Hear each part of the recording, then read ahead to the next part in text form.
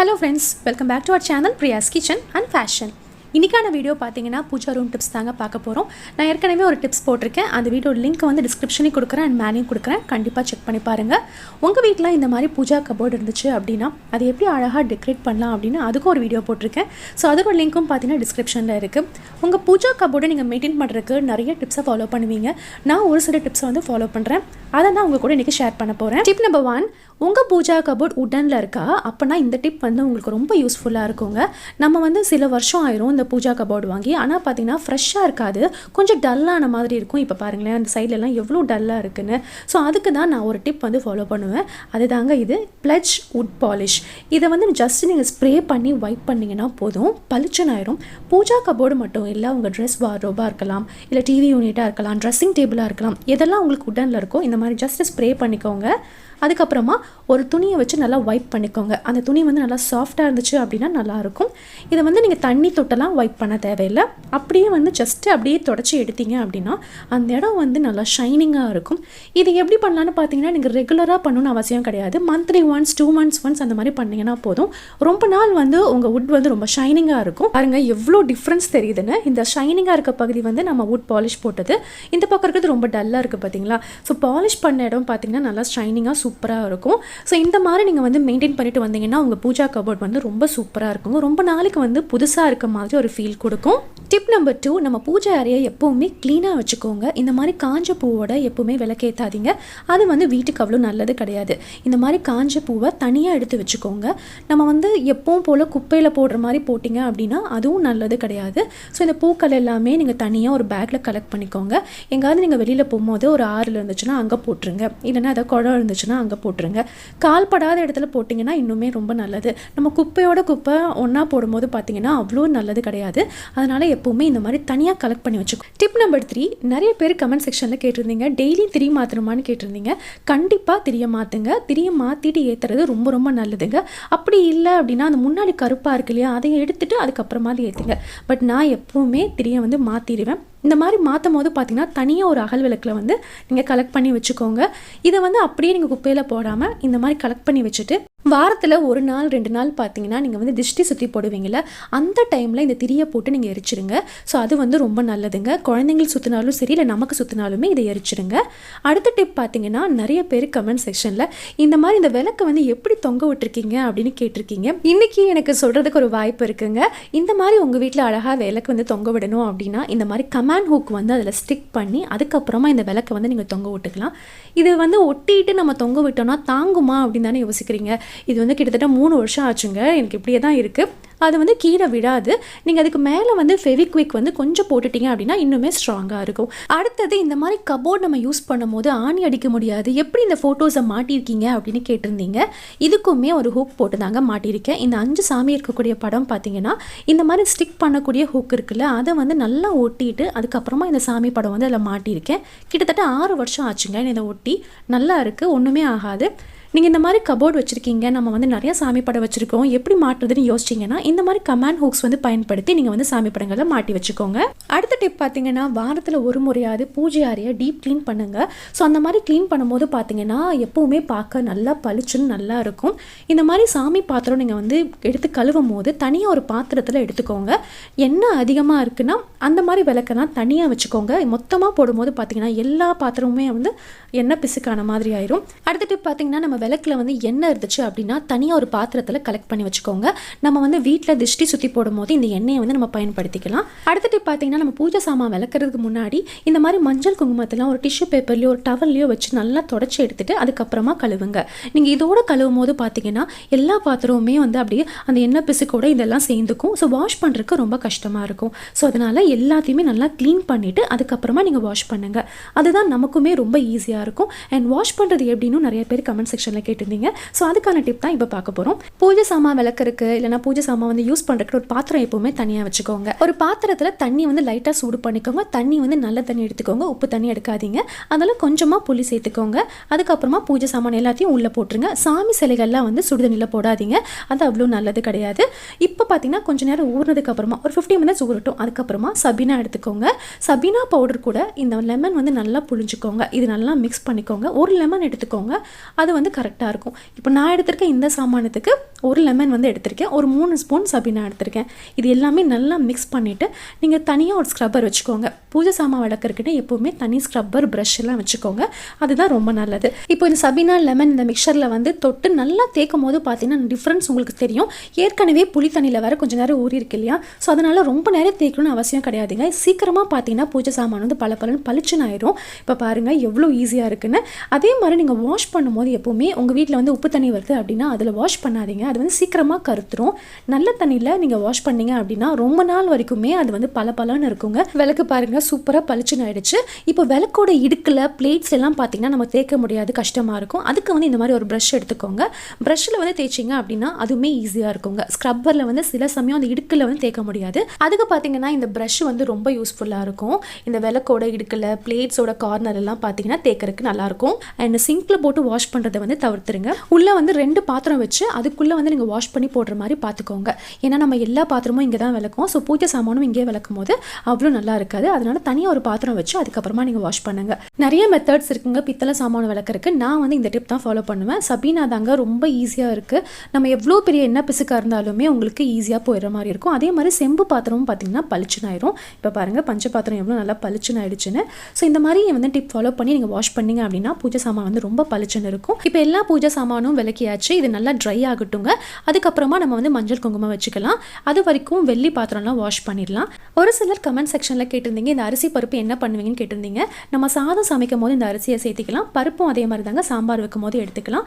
அன்னபூர்ணி தயாருக்கு வச்சக்கூடிய அந்த அரிசியுமே நம்ம சாதம் சமைக்கும் போது எடுத்துக்கலாங்க. அண்ட் இந்த அரிசியை பார்த்தீங்கன்னா நான் வாரம் வாரம் சேஞ்ச் பண்ணிடுவேன். அடுத்த டிப் பார்த்தீங்கன்னா வெள்ளி பாத்திரம் எப்படி வாஷ் பண்ணலாம் தான் பார்க்க போகிறோம். நான் ஏற்கனவே டீட்டெயிலாக ஒரு வீடியோ போட்டிருக்கேன். அந்த வீடியோ லிங்க் வந்து டிஸ்கிரிப்ஷன்லேயும் கொடுக்குறேன் அண்ட் மேலேயும் கொடுக்குறேன், கண்டிப்பாக செக் பண்ணி பாருங்கள். வெள்ளி பாத்திரத்துக்குமே பார்த்தீங்கன்னா இந்த மஞ்சள் குங்குமத்தை வந்து ஃபஸ்ட்டு டிஷ்யூ வச்சு நல்லா தொடச்சி எடுத்துருங்க. அதுக்கப்புறமா நம்ம வாஷ் பண்ணிக்கலாம். நீங்கள் வெள்ளி பாத்திரம் வாஷ் பண்ணும்போது சுடு தண்ணியில் ஊற வைக்கணும்னு அவசியம் கிடையாதுங்க. சாதாரணமாக இந்த மாதிரி லிக்விட் வந்து நம்ம யூஸ் பண்ணி வாஷ் பண்ணோமே நல்லா பளிச்சுன்னு ஆயிரும். சில்வர் ஷைன்லாம் யூஸ் பண்ணுறீங்க அப்படின்னா அது வந்து மந்த்லி ஒன்ஸ் அந்த மாதிரி யூஸ் பண்ணிங்கன்னா போதும். நிறைய தடவை யூஸ் பண்ணும்போது பார்த்தீங்கன்னா அதுவே நல்லா கருப்பான மாதிரி ஆயிரும். அதனால் இந்த மாதிரி விம் லிக்விடோ ப்ரில் லிக்விடோ போட்டு நல்லா அழுத்தி தேய்ச்சிங்க அப்படின்னா நல்லா பளிச்சுன்னு ஆயிரும். நல்லா ட்ரை ஆனதுக்கப்புறமா கோல்கேட் பவுடர் வந்து லைட்டாக தொட்டு ஒரு மாதிரி தேய்ச்சி வச்சுட்டோம் அப்படின்னா அந்த ஷைன் வந்து அப்படியே மெயின்டைன் ஆகும். ஸோ இந்த டிப் தான் நான் ஃபாலோ பண்ணுறேன். இப்போ பாருங்கள் எல்லாம் வாஷ் பண்ணியாச்சுன்னு எவ்வளோ பளிச்சுன்னு இருக்குன்னு. ஸோ வெறும் இந்த மாதிரி லிக்விட் தொட்டு வாஷ் பண்ணாவே போதுங்க, சூப்பராகிடும். பட் ரெகுலராக வாஷ் பண்ணணும். நம்ம 1 மந்த் 2 மந்த்ஸ் அந்த மாதிரி கழிச்சு வாஷ் பண்ணோம் அப்படின்னா இந்த ஷைன் இருக்காது. ரெகுலராக வாஷ் பண்ணால் பார்த்தீங்கன்னா சூப்பராக ஷைன் ஆயிரும். எல்லாமே நல்லா பளிச்சுன்னு இருக்குது. சாமி சரையெல்லாம் பார்த்தீங்கன்னா சுடு தண்ணியில் போடுறதை அவாய்ட் பண்ணிக்கோங்க. இப்போ 2 பாத்திரமும் நல்லா வாஷ் பண்ணியாச்சு, ட்ரை பண்ணியாச்சு. இப்போ அடுத்த டிப் பார்த்தீங்கன்னா இந்த மாதிரி பித்தளை பாத்திரத்தை அப்படியே தண்ணியோடு விடாதீங்க. ஒரு துணி வச்சு நல்லா தொடச்சிட்டிங்க அப்படின்னா அந்த புள்ளிலாம் இல்லாமல் ரொம்ப நீட்டாக இருக்க மாதிரி இருக்கும். அப்படி இல்லைன்னா விபூதி வந்து தொடச்சி வச்சிட்டிங்க அப்படின்னா ரொம்ப நாளைக்கு நல்லா பளிச்சுன்னு இருக்கும். அந்த கலர் வந்து அவ்வளோ சேஞ்ச் ஆகாது. ஸோ இந்த டிப் வந்து கண்டிப்பாக ஃபாலோ பண்ணி பாருங்கள். ரொம்ப தண்ணியோடு விட்டிங்க அப்படின்னா இன்னுமே உங்களுக்கு கருப்பாக ஆரம்பிக்கும். அடுத்த டிப், நம்ம பூஜை சாமானத்துக்குலாம் மஞ்சள் குங்குமம் வைப்போம் இல்லையா, ஸோ அதுக்கு வந்து மஞ்சள் கூட சந்தனம் ஆட் பண்ணிக்கோங்க. அது கூட ஜவ்வாது ஆட் பண்ணிங்கன்னா வாசம் வந்து ரொம்ப சூப்பராக இருக்குங்க. இது எல்லாமே சேர்த்து வச்சோன்னு நல்லாயிருக்கும். தண்ணியில் கலக்காமல் ரோஸ் வாட்டரில் கலந்து நம்ம வந்து மஞ்சள் குங்குமம் வைக்கும்போது பார்த்தீங்கன்னா அந்த பூஜை அறையை வந்து நல்லா மணக்கும். இந்த மாதிரி நல்லா மிக்ஸ் பண்ணிவிட்டு நீங்கள் அதுக்கப்புறமா உங்கள் விளக்குக்கு எல்லாம் போட்டு வச்சிங்கன்னா பார்க்கவும் நல்லாயிருக்கும் அண்ட் வாசமாகவும் இருக்கும். கண்டிப்பாக இந்த டிப் வந்து ஃபாலோ பண்ணி பாருங்கள்.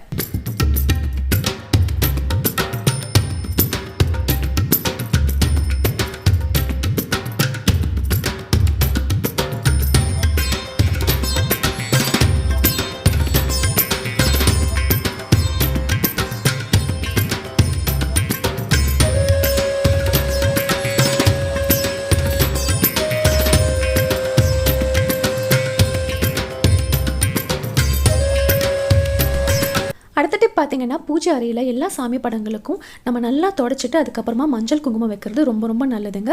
இது எல்லாமே நீங்கள் தேர்ஸ்டே பண்ணிங்கன்னா இன்னுமே சிறப்பாக இருக்கும். ஃப்ரைடே பூஜைக்கு பார்த்தீங்கன்னா ரொம்ப ஈஸியாக இருக்க மாதிரி இருக்கும். இந்த துளசி மாடம் எங்கே வாங்கினீங்கன்னு கேட்டிருந்தீங்க. இது வந்து கிரி ஸ்டோர்ஸ் சென்னையில் வாங்கினாங்க. இது வாங்கி ஒரு 5 வருஷம் இருக்கும். இப்போது இந்த இடத்துல பார்த்தீங்கன்னா இந்த மாதிரி ஒரு ஸ்டிக்கர் வச்சுக்கலாம். இப்போது உட்டன் கபோர்டில் நம்ம வந்து வரைய முடியாது, இல்லை மஞ்சள் பூச முடியாது. அதனால இந்த மாதிரி ஸ்டிக்கர் வந்து நான் ஒட்டிக்கிறேன். ஸோ இந்த மாதிரி பூஜை அறையில் முகம் வைக்கும் போது பார்த்தீங்கன்னா அவ்வளோ அழகாக ஒரு அம்சமாக இருக்க மாதிரி இருக்கும். ஸோ அதனால் இந்த ஸ்டிக்கர் வாங்கி இந்த இடத்துல ஒட்டிட்டேன். அடுத்த டிப் பார்த்தீங்கன்னா பூஜை அறையில் கோலம் போடுறது ரொம்ப ரொம்ப சிறப்புங்க. நம்ம வந்து மாக்கோலம் போட்டோம் அப்படின்னா இன்னுமே நல்லாயிருக்கும். ஸோ மாக்கோலம் வந்து இந்த மாதிரி உட்டன் கபோர்டில் போட முடியாது இல்லையா, ஸோ அதனால் இந்த மாதிரி வந்து நான் போட்டுக்கிட்டேன். இது பார்த்தீங்கன்னா உங்களுக்கு ஸ்டென்சில் தான், அதில் வந்து கோலப்படி கொட்டி வைக்கும்போது பார்த்தீங்கன்னா அழகான ஒரு பூ மாதிரி அழகாக கோலம் வந்துடும். ஸோ இந்த இடத்துல பார்த்தீங்கன்னா கோலம் போட முடியாது, அதனால் இந்த மாதிரி ஸ்டென்சில் யூஸ் பண்ணி நான் வந்து கோலம் போட்டுக்கிட்டேன். இது வந்து பார்க்க ரொம்ப அழகாக ஒரு மாதிரி மங்களகரமாக இருக்கும். அதனால் கண்டிப்பாக வந்து உங்கள் பூஜை அறையில் கோலம் இருக்க மாதிரி பார்த்துக்கோங்க. இது வந்து வெள்ளிக்கிழமையில் மட்டும் இல்லாமல் டெய்லியுமே பண்ணிங்க அப்படின்னா உங்கள் பூஜை அறையை பார்க்க ரொம்ப சூப்பராக இருக்கும். இப்போ பாருங்கள் எவ்வளோ அழகாக இருக்குன்னு. அடுத்த டிப், உங்கள் பூஜை அறைக்கு இந்த மாதிரி ஒரு குட்டி ப்ரஷ்ஷும் முறமும் வச்சுட்டிங்க அப்படின்னா உங்கள் பூஜை அறையை க்ளீன் பண்ணுறதுக்கு ரொம்பவே யூஸ்ஃபுல்லாக இருக்குங்க. இப்போ பாருங்கள் நான் அழகாக க்ளீன் பண்ணிட்டேன். நம்ம ஊதுபத்தி சாம்பிராணி ஏற்றுவோம் இல்லையா, அந்த டஸ்ட் எல்லாம் கீழே விடும், அதெல்லாம் க்ளீன் பண்ணுறதுக்குமே ரொம்ப யூஸ்ஃபுல்லாக இருக்குங்க. மற்ற இடத்துலையும் க்ளீன் பண்ணுறதுக்கும் நல்லா இருக்குது, அதனால் இந்த மாதிரி வாங்கி வச்சுக்கோங்க. அடுத்த டிப் பார்த்தீங்கன்னா வெள்ளி சாமான் எல்லாமே மஞ்சள் குங்குமம் வச்சாச்சு. இப்போ அன்னபூர்ணி வந்து நம்ம வச்சிடலாம். பச்சரிசி நிரப்பி அதில் ₹1 காயின் வச்சு அதுக்கப்புறமா நம்ம அன்னபூர்ணி தயாரை வந்து மேலே வச்சுக்கலாம். கண்டிப்பாக பச்சரிசி மட்டும்தாங்க யூஸ் பண்ணணும், வேறு எந்த அரிசியும் பயன்படுத்தாதீங்க. அதுக்கப்புறமா நான் பூஜை அறையில் எப்போவுமே அரிசியும் பருப்பும் வைப்பேன். அதனால் ஒரு சைடில் வந்து பார்த்திங்கன்னா பச்சரிசி நிரப்பிக்கிறேன், அண்ட் இன்னொரு பக்கம் பார்த்திங்கன்னா இந்த பருப்பு வந்து உள்ளே வந்து நிரப்பிக்கிறேன். இது எல்லாமே நம்ம சமையலுக்கு பயன்படுத்திக்கலாம். வாரம் ஒரு முறை கண்டிப்பாக வந்து சேஞ்ச் பண்ணிடுங்க, அதுக்கு மேலே வைக்காதீங்க. இப்போ அழகாக வந்து ஃபில் பண்ணியாச்சு. விநாயகருக்கும் சூப்பராக வஸ்திரம் சாத்தியாச்சு. அடுத்த டிப் பார்த்திங்கன்னா நிறைய பேருக்கு இந்த மஞ்சள் அரிசி எப்படி ப்ரிப்பேர் பண்ணணும்னு கமெண்ட் செக்ஷனில் கேட்டிருந்தீங்க. ஒரு பவுல் எடுத்துக்கோங்க, அதில் கொஞ்சமாக பச்சரிசி சேர்த்துக்கோங்க, அண்ட் கொஞ்சமாக பார்த்திங்கன்னா மஞ்சள் தூள் ஆட் பண்ணிக்கோங்க. இது வந்து கலந்துக்கிறதுக்கு பார்த்தீங்கன்னா கொஞ்சமாக ஒரு ஸ்பூன் வந்து நெய் சேர்த்துக்கோங்க. இது எல்லாமே நல்லா மிக்ஸ் பண்ணிக்கோங்க. நம்ம தண்ணி விட்டு மிக்ஸ் பண்ணோம் அப்படின்னா அது கொஞ்ச நாளே ரொம்ப ட்ரையான மாதிரி ஆயிரும். ஸோ அதனால் இந்த மாதிரி நெய் விட்டு பிசைஞ்சு வச்சிட்டிங்க அப்படின்னா சூப்பராக இருக்குங்க. ஒரு தட்டில் மஞ்சள் அரிசி வச்சுக்கோங்க, அதுக்கு மேலே உதிரிப்பூ போட்டுக்கோங்க. அதுக்கு மேலே பார்த்தீங்கன்னா நீங்கள் விளக்கு வச்சு ஏற்றும் போது ரொம்பவே சிறப்பாக இருக்குங்க. ஏன் அப்படின்னா அம்மனை வந்து வெறுமனே உட்கார வைக்கக்கூடாது, ஒரு சிம்மாசனத்தில் உட்கார வைக்கணும். அதனால தான் இந்த மாதிரி மஞ்சள் அரிசியில் பூ போட்டு அதுக்கப்புறமா நம்ம காமாட்சி விளக்கு வந்து ஏற்றுவோம். இந்த மாதிரி பண்ணும்போது பார்த்தீங்கன்னா நம்ம வீட்டில் வந்து எந்த பிரச்சனையும் இல்லாமல் ரொம்ப நல்லாயிருக்கும். அதனால் கண்டிப்பாக ஃபாலோ பண்ணி பாருங்கள். அடுத்த டிப் பார்த்தீங்கன்னா விளக்கேற்றும் போது ஓரங்களில் வந்து பச்சையாக இருக்கும், இல்லைனா கருப்படிச்ச மாதிரி ஆயிரும். ஸோ அதை எப்படி தவிர்க்கலான்னு பார்த்தீங்கன்னா ஒரு கற்பூரம் எடுத்துக்கோங்க, அதை வந்து நுணுக்கிக்கோங்க. நுணுக்கிட்டு அந்த மாதிரி விளக்குக்கு உள்ளே அப்படி தடவி விட்டீங்க அப்படின்னா அவங்களுக்கு வந்து சீக்கிரமாக பச்சையாகாது, கருப்பும் ஆகாது. அண்ட் கருப்பாகிறதுக்கு பார்த்தீங்கன்னா இன்னொரு ரீசனும் இருக்குது. நம்ம வந்து நல்லெண்ணெய் பயன்படுத்தணும் அப்படின்னா அவ்வளோ சீக்கிரம் கருப்பாகாது. இதே இந்த பூஜா ஆயிலெலாம் யூஸ் பண்ணும்போது பார்த்தீங்கன்னா சீக்கிரமாக அவங்களுக்கு கருப்பாகும். சில சமயம் பார்த்தீங்கன்னா நம்ம எண்ணெய் ஊற்றும் போது கீழெல்லாம் சிந்துவோம். அதுக்கு பதிலாக இந்த மாதிரி ஆயில் டிஸ்பென்சர் வாங்கி வச்சிட்டோம் அப்படின்னா கீழே சிந்தாமல் விளக்குக்கு நம்ம எண்ணெய் ஊற்றலாம். அதனால் இந்த மாதிரி பயன்படுத்தி பாருங்கள். அண்ட் திரி போடும்போது எண்ணெயில் வந்து நல்லா நினச்சிட்டு அதுக்கப்புறமா போடுங்க. ஒரு சிலர் கேட்டிருந்தீங்க விளக்குக்கு வந்து ஒரு திரி போடணுமா 2 திரி போடணுமான்னு கேட்டிருந்தீங்க. நான் வந்து எப்பவுமே ஒரு திரி தாங்க போடுவேன், ஏன்னா வந்து 2 விளக்கு நான் ஏற்றுவேன். நம்ம துணை விளக்கு எதுவும் ஏற்றலை, ஒரே ஒரு விளக்கு ஏற்றுறோம் அப்படின்னா 2 திரி போடுங்க. அண்ட் விளக்கு ஏற்றும் போது பார்த்தீங்கன்னா இந்த மாதிரி கன் லைட்டர் யூஸ் பண்ணிட்டோம் அப்படின்னா நமக்கு ரொம்ப ஈஸியாக இருக்குங்க. சில சமயம் பார்த்தீங்கன்னா மேட்ச் பாக்ஸில் பத்த மாட்டேங்குது, அண்ட் நம்ம வந்து ஒரு அபசகனமாக நினைப்போம் இல்லையா, அதனால இந்த மாதிரி லைட்டர் வாங்கி வச்சுக்கோங்க. அண்ட் சிலர் பார்த்தீங்கன்னா பூஜை அறையில் எவ்வளோ விளக்கு ஏற்றலான்னு கேட்டிருந்தீங்க.